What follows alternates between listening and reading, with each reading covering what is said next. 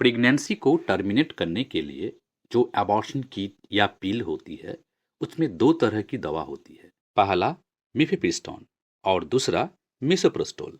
Mifepristone foetus यानी बच्चे को बच्चेदानी से डिटैच्ड करता है और मिसोप्रोस्टोल इस डिटैच्ड फीटस को बच्चेदानी से बाहर निकालने का काम करता है। इसलिए पहले मिफेप्रिस्टोन दिया जाता है और इसके 24 से 48 घंटा बाद मिसोप्रोस्टोल नामक दवा दी जाती है।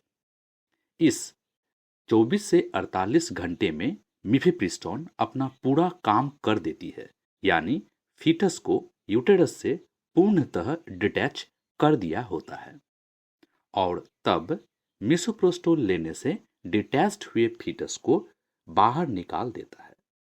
वस्तुतः यह मिसोप्रोस्टोल बच्चेदानी में सिकुड़न पैदा करता है, जिससे रक्तस्राव शुरू हो जाता है और फीटस बाहर निकल जाता है। इसके बारे में आगे और बातचीत करेंगे, लेकिन यहाँ ध्यान देने योग्य बात यह है कि दोनों दवा को अलग अलग तरीके से लेना होता है।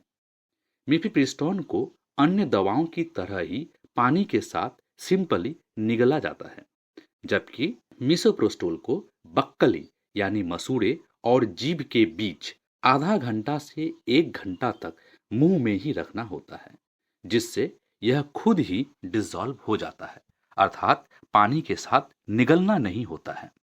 अगर पानी के साथ लेंगे तो यह दवा कम काम करेगी और हो सकता है गर्भपात अधूरा ही रह जाए।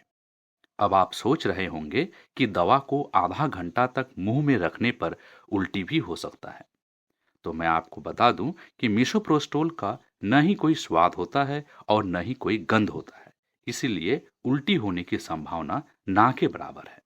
हाँ, मिफेप्रिस्टोन यानी पहली दवा लेने के बाद उल्टी होने की संभावना बनी रहती है। यदि आपको दवा लेने से उल्टी होने की शिकायत है तो आप मिफेप्रिस्टोन लेने से पहले ही उल्टी रोकने वाली दवा जैसे डॉमस्टाल या ऑनडेम ले सकते हैं। मिसोप्रोस्टोल टैबलेट लेने के 4 से 6 घंटे बाद यूटेरस में सिकुड़न शुरू हो जाता है, यानी पेट में दर्द के साथ साथ ब्लीडिंग होना शुरू हो जाता है और यह ब्लीडिंग 3 से 12 दिन तक रह सकता है। साधारणतः 3 से 5 दिन में ही ब्लीडिंग घटना शुरू हो जाता है और धीरे धीरे खत्म हो जाता है। तो यह था अबॉर्शन किट को लेने का मोटे तौर पर एक संक्षिप्त जानकारी। यदि आप अबॉर्शन किट पर विस्तृत जानकारी जानना चाहते हैं जो हर पहलुओं का जवाब दे सके, जैसे क्या अबॉर्शन किट हर कोई ले सकता है, कुछ ऐसे केसेस हैं जिसमें अबॉर्शन किट लेना बिल्कुल मना है। यदि मिसोप्रोस्टोल टैबलेट लेने के बाद ब्लीडिंग शुरू ना हो तो क्या करें?